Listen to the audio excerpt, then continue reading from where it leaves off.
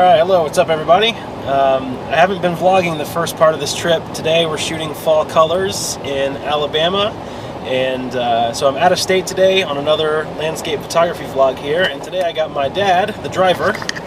Hello. And my brother, aka Redbeard. Hello. Alright, so we just stopped at a place we're in Alabama, aren't we? Where are we? Okay, Alabama. yeah. Dude, what city? Mentone, Alabama. At a place called DeSoto Park. Just met some nice people, by the way, that approached me as I was flying my quadcopter. So if you're watching the video, thank you for actually checking out my channel.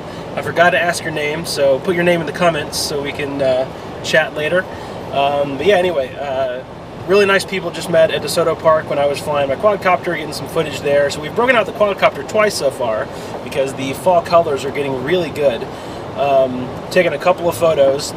But right now we're heading to a place called Little River Falls, which I'm hoping is going to be like the picture-perfect shot of the day, because waterfalls mixed with fall colors is always the best. I love the combination of the two. So that's where we're headed right now, and then we're just going to stop anywhere along the way that looks cool, which my dad's pulling over right now. What do you see? See something cool? Proceed to the route.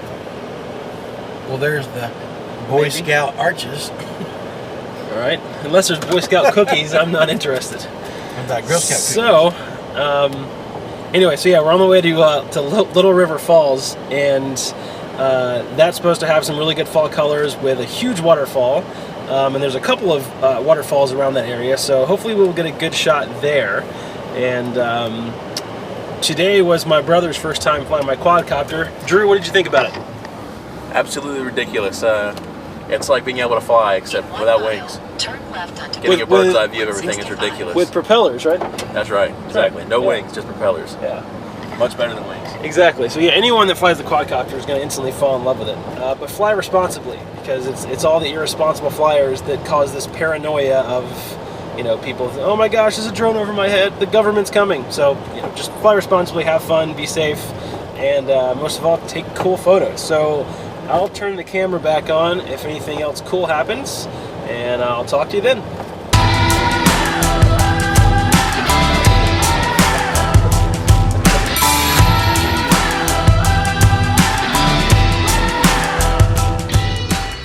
Alright, we just pulled up at Little River Canyon here, which also has Little River Falls and a couple of other falls. So here's what we got rocking in the back. We got the quadcopter, my camera bag, and my tripod.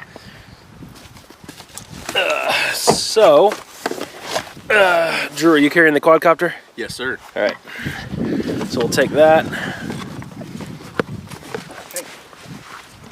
And of course, my Faisal tripod. And man, the fall colors here are really good. Where I live, the fall colors haven't been that great. But we're about 2 hours away from my house up north, and the colors are just perfect. There's reds and yellows and really good oranges, and the sun's been kind of peeking in and out of the clouds, so I've been shooting the water. Here's kind of a cool tip. So whenever I'm set up on a tripod at a cool scene, I've been shooting the water when the sun is behind the clouds, so I get real nice even lighting and no glare on the water. And then when the sun comes out and kind of pops the color onto the trees, I'll take a shot for the trees, and then later I can digitally blend them together to make vibrant colors in the trees, and then nice soft even lighting on the water, so that way I can blend those two together and make them look perfect. So we're about to head to the trail. As you can see here, Little River Canyon National Preserve and Little River Falls. So let's do it.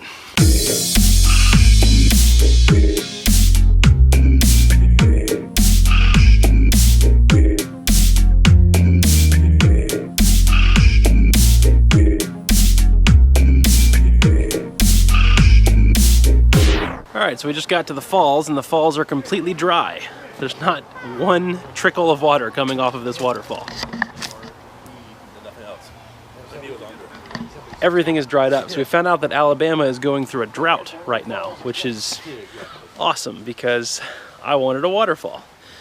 So we're gonna have to figure out how to work around this and still get cool fall colors and a cool shot, because the water's beautiful. The water's like an emerald green, so the water's really nice.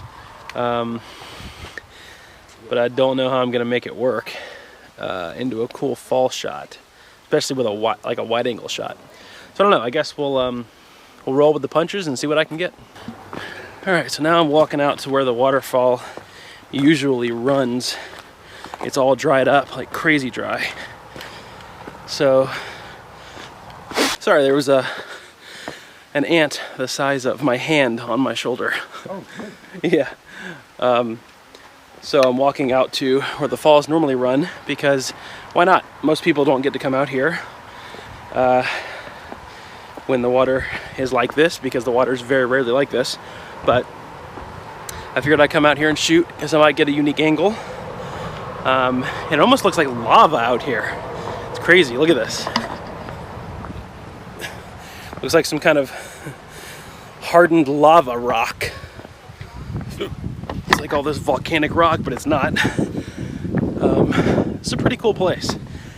I just really wish the water was running, but I'm gonna see if I can make something of this little overlook over here. I'm gonna stand where the water normally drops off. I might break the quadcopter out and get some photos.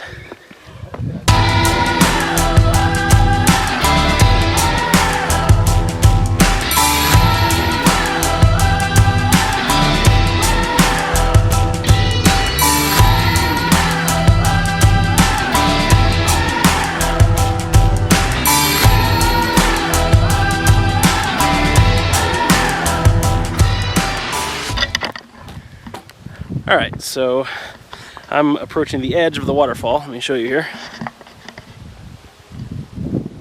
Another quick tip, by the way, before I start shooting. So what I do sometimes in situations like this, if the water was running, I would probably be shooting from over there. So that way the water is running here and I get the leaves behind it. And I would actually put on my 9-stop filter, and I would go ahead and take a shot for the water to get the water like super still. Same with if the water was running off. And then I would just put my polarizer back on and take shots for the trees and all the foliage around. The reason why I do that is so I can go back into Photoshop and blend in the 9-stop super smooth water with the trees that I captured at a faster shutter speed. That way, if I'm at 9 stops and I'm at like a 1-minute shutter speed, all these trees are probably going to be blurry because of the wind. So I'll go ahead and take a fast shutter speed for the trees, a 9-stop exposure for the water in front of me and the waterfall if it were running, and then I just blend the two together so I get the best of both worlds. So I'm going to go ahead and take some shots here, and we'll see what happens.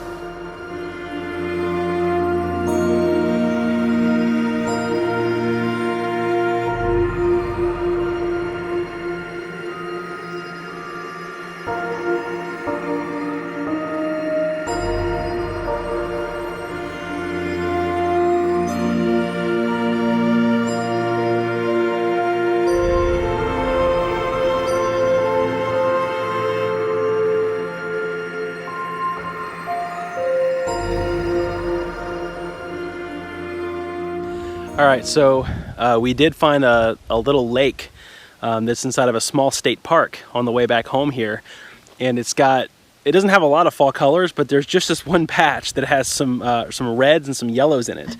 It's right here, just there. I know it's kind of small, you can't see it, but I put on my 70-200 lens because I knew that about 100 millimeters would be really good for this shot.